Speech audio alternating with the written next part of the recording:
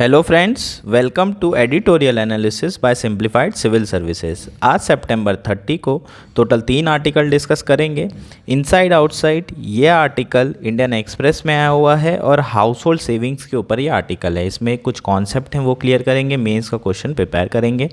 Next article जो discuss करेंगे वो है ट्रबल्ड वाटर, साउथ चाइना सी, चाइना और फिलीपींस के बीच में जो डिस्प्यूट चल रहा है उसके बारे में आर्टिकल है और आपके प्रीलिम्स के लिए बहुत इंपॉर्टेंट है। पूरा डिस्प्यूट को समझने की कोशिश करेंगे और आपके प्री पर्सपेक्टिव को कवर किया जाएगा। लास्ट आर्टिकल बात करेंगे global dispute settlement India and appellate review.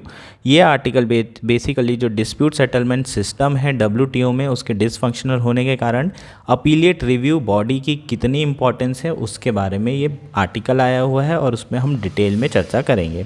साथ ही आप लोग अगर हमारा कंटेंट आपको पसंद आ रहा है तो प्लीज़ एग्रेसिवली शेयर करिए, लाइक करिए और सब्सक्राइब करिए।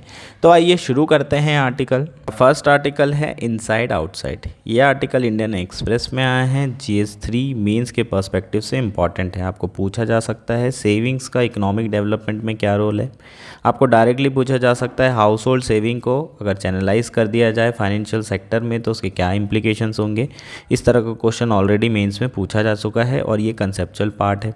प्रीलिम्स में स्टैटिक डेटा बेस्ड क्वेश्चन पूछा जा सकता है। तो शुरू करते हैं आर्टिकल क्या कह रहा है। रिसेंटली RBI ने डेटा रिलीज़ किया है और डेटा जो रिलीज़ किया है उसमें थोड़ी चिंता वाली बात क्या है, net household financial savings अपने मल्टी डिकेड के लो लेवल पर आ गया है। 5.1% पे पहुंच गया है 2022 और 23 में। ऑन एन एवरेज बात करें तो ऑन एन एवरेज 7 से 8% रहता था। लास्ट ईयर की बात करते हैं तो 7.2% था।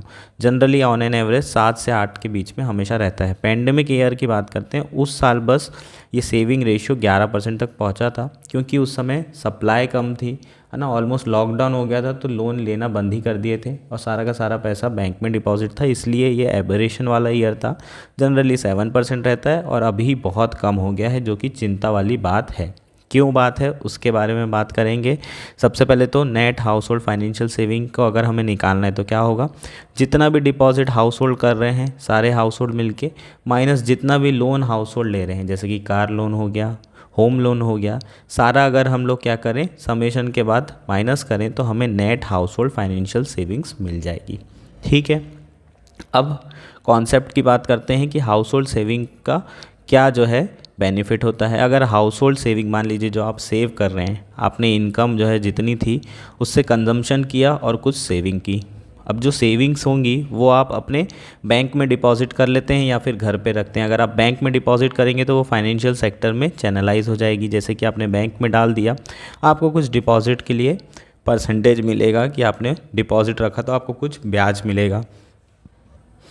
उसके बाद बैंक क्या करता है, बैंक जो है फ्रैक्शनल रिजर्व रखता है, जितना भी रेशियो रहता है उसके हिसाब से कुछ परसेंटेज डिपॉजिट रखता है बैंक में और कुछ जो है लैंड कर देता है, लैंडिंग कर देता है। जैसे ही वो लैंडिंग करेगा तो इन्वेस्टमेंट क्या होगा, बढ़ेगा। इन्वेस्टमेंट बढ़ने से जो डिमांड है एग्रीगेट डिमांड इंक्रीज़ होगी। जब एग्रीगेट डिमांड बढ़ेगी तो सप्लाई को भी बढ़ाना पड़ेगा। जब डिमांड हाई होती जा रही है तो फिर प्रोडक्शन भी बढ़ेगा और एग्रीगेट सप्लाई भी बढ़ेगा। जब एग्रीगेट सप्लाई और एग्रीगेट डिमांड बढ़ेंगे तो क्या होगा, जो आउटपुट है वो बढ़ेगा और आउटपुट बढ़ेगा तो ग्रोथ GDP बढ़ेगी। साथ में प्रोडक्शन बढ़ेगा तो नए लेबर्स लगेंगे और लेबर्स लगेंगे तो एम्प्लॉयमेंट भी बढ़ेगा। ये क्या है, हमारा कॉन्सेप्ट है। और अगर हाउस होल्ड सेविंग कम होगी तो इन्वेस्टमेंट भी कम होगा और इन्वेस्टमेंट कम होगा तो ओवरऑल GDP गिरने की संभावनाएं हो सकती है। अब बात करते हैं कि हाउस होल्ड फाइनेंशियल लाइबिलिटीज़ के कारण जो है ये नेट हमारा जो लोन है, लोन बहुत हाई होने के कारण net household financial savings low आई है। इस बार लोन लोगों ने बहुत ज़्यादा लिया है। कितना लिया है, लोन की बात करें तो वो 3.8% ऑफ GDP था 2021-22 में, जो कि 5.8% हो गया है, ऑलमोस्ट 1.5 टाइम्स हो गया है। अगर नंबर्स में बात करें तो पहले 9 लाख करोड़ था, अब 15.8 लाख करोड़ हो चुका है। बैंक जो फाइनेंशियल लोन लिए गए हैं वो मैक्सिमम बैंक से लिए गए हैं 7.76 लाख था, अब वो 12.16 लाख करोड़ जो है क्या हो चुका है, बैंक से लोन लिया जा चुका है। किसके द्वारा, हाउस होल्ड सेक्टर के द्वारा। तो जनरली ये ज़्यादा चिंता की बात नहीं है, थोड़ा खुशी की बात रहती है कि बैंक से जो है लोन लिए जा रहे हैं, लेकिन अगर लोन सस्टेनेबल नहीं है, जैसे कि लोगों की इनकम नहीं बढ़ रही है और लोग कंजम्पशन कर रहे हैं, तो आने वाले समय में ये डिफ़ॉल्ट हो सकते हैं, एनपीए बन सकते हैं। इसलिए जो है आरबीआई ने थोड़ी चिंता व्यक्त की है। जनरली कार लोन और होम लोन बहुत ज़्यादा बड़े हैं, लेकिन अगर ये इनकम नहीं बढ़ रही है जितना लोन बढ़ रहा है, तो ये सस्टेनेबल नहीं रहेगा इन द लॉन्ग टर्म। ये बेसिकली इस आर्टिकल में कहा गया है। होपफुली आपको सारी चीज़ें इसमें समझ आ गई होगी। कॉन्सेप्ट आपको समझ में आया क्या फाइनेंशियल सेविंग्स का? अगर सेविंग्स होगी तो फाइनेंशियल सेक्टर में इन्वेस्टमेंट बढ़ेगा, डिमांड बढ़ेगी, सप्लाई बढ़ेगी, जीडीपी और एम्प्लॉयमेंट बढ़ेगा। इसलिए सेविंग्स बहुत ज़्यादा इंपॉर्टेंट है, लेकिन उसे चैनलाइज करना भी इम्पॉर्टेंट है। आपने घर पे पैसा रख रखा है, बैंक में नहीं है, तो वो पैसा कोई काम का नहीं है इकोनॉमी के लिए। ठीक है, ये हमारा कॉन्सेप्ट हो गया क्लियर। आप होपफुली आपको चीज़ें समझ आ गई होगी। नेक्स्ट आर्टिकल है ट्रबल्ड वाटर्स। ये आर्टिकल द हिंदू में आया है और GS2 इंटरनेशनल रिलेशन के पर्सपेक्टिव से इम्पॉर्टेंट है। चाइना का अगर क्वेश्चन आता है तो आप साउथ चाइना सी कन्फ्लिक्ट का जिक्र कर सकते हैं। डायरेक्ट क्वेश्चन आपको नहीं पूछा जाएगा, लेकिन प्रीलिम्स के लिए ये बहुत हॉट टॉपिक है। आपको डायरेक्टली क्वेश्चन पूछा जा सकता है 9 डैश लाइन के ऊपर, और कौन कौन सा आइलैंड है जो कि डिस्प्यूटेड है यहाँ पर, इन सारी चीज़ों के बारे में बात की जा सकती है। तो शुरू करते हैं हमारा आर्टिकल। सबसे पहले कुछ बैकग्राउंड समझ लेते हैं। साउथ चाइना सी में कन्फ्लिक्ट चल रहा है चाइना और बाकी बहुत सारी कंट्रीज़ का। आसियान कंट्रीज़ इंक्लूडेड है, जैसे कि वियतनाम, मलेशिया, ब्रुनई और फिलीपींस। जो 3 आइलैंड हैं मेन, पारासल आइलैंड, स्पार्टली आइलैंड और स्कारबोरो शॉल, ये तीनों के लिए मेन डिस्प्यूट चल रहा है। अलग अलग कंट्रीज़ अपना टेरिटोरियल क्लेम कर रही हैं, यहाँ पर मैरीटाइम क्लेम कर रही हैं। EEZ के लिए बेसिकली ये डिस्प्यूट है। बहुत ही हाई रिसोर्सेज रिच जो एरिया है, जिसके लिए चाइना, फिलीपींस, ब्रुनई, मलेशिया और वियतनाम और ताइवान क्लेम कर रहे हैं। ये सारी कंट्रीज़ जो है क्लेम कर रही है। इसमें जो चाइना का क्लेम है वो है 9 डैश लाइन, और वो डैश लाइन, ये जो रेड वाली लाइन दिख रही है, इसको चाइना क्लेम कर रहा है साउथ चाइना सी में, और बाकी कंट्रीज़ के बीच में डिस्प्यूट चल रहा है। 2012 की बात करी जाए तो 2012 से पहले फिलीपींस स्कारबोरो शॉल में आसानी से आना जाना कर सकता था, लेकिन उसके बाद चाइना ने ये एरिया कन्फिस्केट कर लिया, वहाँ पर बैरियर्स लगा दिए, और अब फिलीपींस के जो फ़िशरमैन हैं वो भी उस एरिया में जाके फ़िशिंग नहीं कर सकते। तो ये बेसिकली चीज़ें हुई 2016 में। उसके बाद फिलीपींस क्या हुआ, एग्रेसिव और जो असर्टिव स्टेप थी चाइना की, उसके अगेंस्ट में इंटरनेशनल ट्रिब्यूनल गया, और 2016 में ट्रिब्यूनल ने फिलीपींस के फेवर में क्या दिया, रिज़ल्ट। लेकिन चाइना ने कुछ भी जो है नहीं किया, फिलीपींस भी कुछ ज़्यादा नहीं कर पाया, और चाइना जो है अभी तक के यहाँ पर आर्टिफिशियल आइलैंड बैरियर्स बनाने में कामयाब रहा है। लेकिन रिसेंटली क्या हुआ है, फिलीपींस के जो नए प्रेसिडेंट हैं, जिनका नाम क्या है, मार्कोस जूनियर, उन्होंने ऑर्डर किया कि यहाँ पर जो बैरियर है 300 मीटर का फ्लोटिंग बैरियर चाइना के द्वारा लगाया हुआ, उसको रिमूव किया जाए, और फिलीपींस के द्वारा इसे रिमूव कर दिया गया। और दोनों के बीच में जो टेंशन्स हैं वो राइजन अप हो चुकी है, हाइटेंड हो चुकी हैं, और डिस्प्यूट बहुत ज़्यादा बढ़ चुका है, जिसके कारण अभी जो है दोनों को कहा जा रहा है कि काम रहने की ज़रूरत है। इस आर्टिकल में बात की गई है कि डिस्प्यूट को डायलॉग से जो है क्या करने की ज़रूरत है, रिजॉल्व करने की ज़रूरत है। जो पहले वाले प्रेसिडेंट थे, रॉड्रिगो डियोटे, उन्होंने जो है चाइना और बाकी कंट्रीज़ के बीच में साउथ चाइना सी में जो टेंशन्स थी उसको कम करने की कोशिश की थी।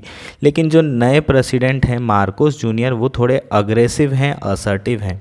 उन्होंने यूनाइटेड स्टेट के साथ रिलेशन बहुत अच्छे करने की कोशिश की गई है। रिसेंटली एक बहुत बड़ी एक्सरसाइज भी साउथ चाइना सी में फिलीपींस और US की हुई थी। इस तरीके से डिफेंस टाइज़ और अलग अलग टाइज़ जो है बहुत तेज़ी से बढ़ा रहे हैं यूनाइटेड स्टेट और वॉशिंगटन के साथ, और एक सिग्नल देने की कोशिश कर रहे हैं चाइना को कि उसकी असर्टिवनेस यहाँ पर नहीं चल पाएगी। लेकिन चूँकि ये बहुत इंपॉर्टेंट रीजन है, एज अ ग्रोथ की बात की जाए तो बहुत इंपॉर्टेंट रीजन है, पूरा का पूरा जो है ट्रेड यहाँ से होके गुज़रता है, इसलिए यहाँ पर शांति होना, स्टेबिलिटी होना बहुत ज़रूरी है। और इसलिए इस आर्टिकल में बात की गई है कि इस डिस्प्यूट को बढ़ने से रोकने की ज़रूरत है, और डायलॉग के ज़रिए यहाँ पर वापस पीस जो है मेंटेन करने की ज़रूरत है। दैट्स इट, ये आर्टिकल था। आप लोगों के लिए जो इम्पॉर्टेंट है प्री के लिए, आपको क्या पूछा जा सकता है, पारासल आइलैंड में कौन कौन से कंट्रीज़ हैं जो कि इन्वॉल्व है। तो पारासल आइलैंड जो डिस्प्यूट है उसमें जो कंट्रीज़ क्लेम कर रही है वो है ताइवान, ठीक है, ताइवान और चाइना एक ही है, ताइवान, चाइना एंड वियतनाम। ठीक है, तो इनको याद रखना है। पार्सल आइलैंड डिस्प्यूट किस किस कंट्री के बीच में है। उसके बाद स्पार्टली की बात की जाए तो Malaysia, Brunei, Philippines, China and Taiwan. और फिर स्कारबोरो में वियतनाम, फिलीपींस, चाइना और ताइवान। तो ये आपके लिए तीनों जो आइलैंड हैं उसमें कौन कौन सी कंट्रीज़ हैं ये आपको प्रीलिम्स में पूछा जा सकता है। 9 dash line is related with conflict आपको पूछा जा सकता है डायरेक्टली प्रीलिम्स में। ठीक है, तो 9 डैश लाइन क्या है, ये साउथ चाइना सी कन्फ्लिक्ट में चाइना का क्लेम है। ये पूरी लाइन में क्लेम कौन कर रहा है, हमारा चाइना कर रहा है। ठीक है, तो ये बेसिकली आपका आर्टिकल हो गया। आपको होपफुली प्री के जो एस्पेक्ट है वो समझ में आ गया होगा। हमारा नेक्स्ट आर्टिकल है global dispute settlement and India and appellate review. ये आर्टिकल द हिंदू में आया हुआ है और आपके GS3 के पर्सपेक्टिव से बहुत ज़्यादा इंपॉर्टेंट है। WTO और इंडिया से रिलेटेड जो डायरेक्ट स्टैटिक सिलेबस है आपको इससे क्वेश्चन पूछा जा सकता है। रिसेंटली ये न्यूज़ में क्यों है, क्योंकि G20 जो डिक्लेरेशन था उसमें बहुत सारी कंट्रीज़ ने क्या कहा कि WTO को रिफॉर्म को परस्यू करने की ज़रूरत है और जो डिस्प्यूट सेटलमेंट सिस्टम है उसको सारे मेंबर्स के लिए एक्सेसिबल कराने की ज़रूरत है बाय 2024। अब डिस्प्यूट जो सेटलमेंट सिस्टम है वो 2 टायर सिस्टम है, मतलब एक पैनल सिस्टम है और दूसरा अपीलिएट बॉडी है। आप पहले पैनल में जाएंगे, वर्डिक्ट दी जाएगी, अगर आप सेटिस्फाई नहीं है तो आप अपीलिएट बॉडी में जा सकते हैं। ये जो सिस्टम है 2019 से डिसफंक्शनल हो चुका है। क्यों हो चुका है, क्योंकि जो US है उसने ब्लॉक करके रखा है अपीलिएट बॉडी में अपॉइंटमेंट। अगर अपॉइंटमेंट नहीं होगा तो वहाँ जाएंगे कैसे, अगर कोई डिस्प्यूट रिजॉल्व करने के लिए नहीं होगा तो वहाँ पर हम जाएंगे कैसे। तो ये बेसिकली क्या हो रखा है, पिछले 2019 से 4 साल से जो डिस्प्यूट सेटलमेंट सिस्टम है वो डिसफंक्शनल हो गया है। उसी के ऊपर ये आर्टिकल है। अब स्ट्रक्चर की बात कर लेते हैं। जो स्टैटिक पोर्शन है आपके प्रीलिम्स के लिए इंपॉर्टेंट है। WTO का स्ट्रक्चर है, उसमें जो हाईएस्ट बॉडी है वो मिनिस्ट्रियल कॉन्फ्रेंस है। यहीं पर सारे मिनिस्टर्स मिलते हैं, बातचीत करते हैं और यही डिसीजन मेकिंग बॉडी होती है। दूसरी जो एग्जीक्यूटिव बॉडी है वो जनरल काउंसिल है और यही डिस्प्यूट सेटलमेंट बॉडी भी है। जो मेंबर होंगे वो जनरल काउंसिल से रिक्वेस्ट करेंगे पैनल उनको दी जाएगी। जो डिस्प्यूट होगा वो पैनल में डिसाइड होगा, वर्डिक्ट आएगी। अगर वर्डिक्ट सेटिस्फाई हो जाएगी दोनों पार्टीज़ तो ठीक, और नहीं तो फिर वो अपीलिएट बॉडी में जा सकते हैं। ये अपीलिएट बॉडी ही डिसफंक्शनल हो चुकी है। तो डिस्प्यूट जो सेटलमेंट सिस्टम है वो पूरा का पूरा WTO का डिसफंक्शनल हो रखा है। अब इसकी इम्पोर्टेंस की बात की गई है। क्या इम्पोर्टेंस की बात है, पिछले 1995 से बात की जाए तो टोटल 493 रूलिंग्स दे चुका है। और अगर हम 1947 से ICJ international court of justice की बात करें तो केवल 190 रूलिंग इनके द्वारा दी गई है। तो ये बताता है कि WTO जो है कितना इफ़ेक्टिव रहा है अभी तक के डिस्प्यूट रिजोल्यूशन करने में। उसके अलावा अपीलेट बॉडी की इंपॉर्टेंस इसलिए भी है क्योंकि ये क्या इंश्योर कर रहा है, coherence and predictability in rulings. मान लीजिए अलग अलग आर्बिट्रेशन जो है इंटरनेशनल ट्रिब्यूनल्स हैं वो सेम जो है लॉज के अलग अलग रूलिंग्स दे रहे हैं, तो एक अपीलिएट बॉडी होना चाहिए जो क्या कर सके, सारे रूलिंग को या एरर को रेक्टिफाई कर सके और हार्मोनाइजिंग कर सके जो डाइवर्जिंग रूलिंग्स हैं। इससे क्या होगा, इससे इन्फ्यूज प्रिडिक्टेबिलिटी होगी in the dispute settlement system, in the WTO और इन द वर्ल्ड ट्रेड। ठीक है, बेसिकली जो ट्रेड है उसमें वर्ल्ड ट्रेड में क्या होगा, प्रिडिक्टेबिलिटी होगी और स्टेबिलिटी आएगी। किसके लिए, इन्वेस्टर्स के लिए और कंट्रीज़ के लिए।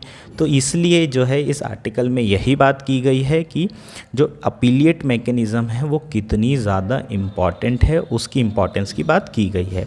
उसके साथ साथ इसमें इन्वेस्टर स्टेट डिस्प्यूट सेटलमेंट, इसके बारे में भी बात की गई है। ये क्या होता है इन्वेस्टर स्टेट डिस्प्यूट सेटलमेंट, ये जनरली बायलैटरल इन्वेस्टमेंट ट्रीटीज़ जो कि कंट्रीज़ के बीच में, दो कंट्री के बीच में बायलैटरल इन्वेस्टमेंट ट्रीटी होती है।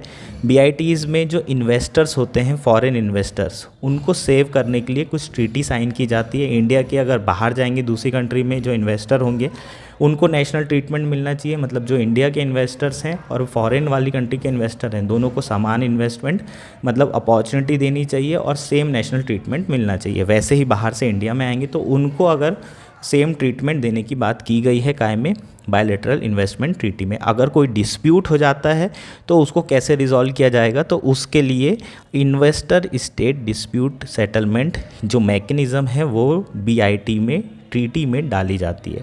ये इन्वेस्टमेंट जो सेटलमेंट मैकेनिज़्म है इसकी बात की जाए तो ये सेटलमेंट जो है एडॉक तरीके से होता है या फिर एक सिंगल ट्रिब्यूनल में जाके किया जाता है। इस ट्रिब्यूनल में जाके जो रूलिंग होती है, वर्डिक्ट होती है, उसको आप फिर चैलेंज नहीं कर सकते। ये वन ऑफ आर्बिट्रेशन ट्रिब्यूनल है, अपीलिएट बॉडी यहाँ पर भी नहीं है, ठीक है। और इसी में अपीलिएट बॉडी बनाने की बात की जा रही है। डिस्कशन चल रहे हैं कहाँ पर, united nation commission on international trade law UNCITRAL में जो वर्किंग ग्रुप 3 है उसमें ISDS में रिफॉर्म करने की बात की जा रही है। उसमें कहा जा रहा है कि इसमें एक अपीलिएट रिव्यू बॉडी बनाने की ज़रूरत है।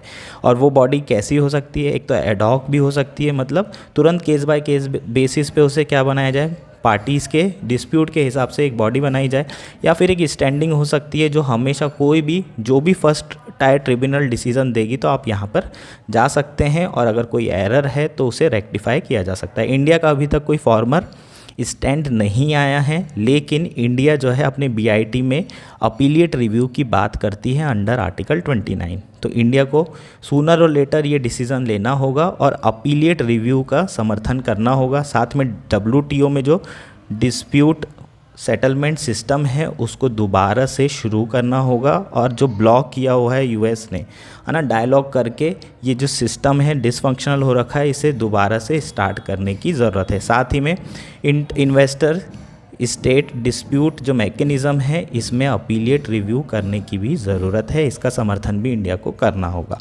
तो ये बेसिकली क्या था, हमारा आर्टिकल था और अपीलिएट मैकेनिज़्म के क्या क्या फ़ायदे हैं उसके बारे में हमने सारी चीज़ें यहाँ पर डिस्कस कर ली है, उसकी क्या क्या इम्पोर्टेंस है। और इन्वेस्टर डिस्प्यूट रिजोल्यूशन मैकेनिज़्म में भी ये अपीलिएट रिव्यू लाने की ज़रूरत है। ये हमारा आर्टिकल पूरा का पूरा जो समअप था यही था, ताकि इन्वेस्टर का जो कॉन्फिडेंस है वो बढ़ सके। इन्वेस्टर का कॉन्फिडेंस अगर डिस्प्यूट मैकेनिज़्म प्रॉपर होगी और कोई भी डिस्प्यूट होता है तो उन्हें क्या होना चाहिए, फेवर होना चाहिए, उनके फेवर में चीज़ें होनी चाहिए या फिर सही होना चाहिए। तो इसलिए वो वो इन्वेस्ट करेंगे उस कंट्री में। अगर मैकेनिज़्म सही नहीं होगी तो इन्वेस्टमेंट नहीं किया जाएगा। इसलिए इंडिया के लिए, जो कि इन्वेस्टमेंट के लिए भूखी है, इंडिया को इन्वेस्टमेंट चाहिए, इसलिए इंडिया के लिए ये बहुत इंपॉर्टेंट है डिस्प्यूट रिजोल्यूशन मैकेनिज़्म में प्रॉपर अपीलिएट रिव्यू करवाना। ठीक है, अपीलिएट रिव्यू बॉडी जो है बनाने के लिए बहुत ज़्यादा ज़रूरत है। तो ये बेसिकली हमारा आर्टिकल हो जाएगा। होपफुली आपको सारी चीज़ें समझ में आ चुकी है। Thank you, enjoy your day.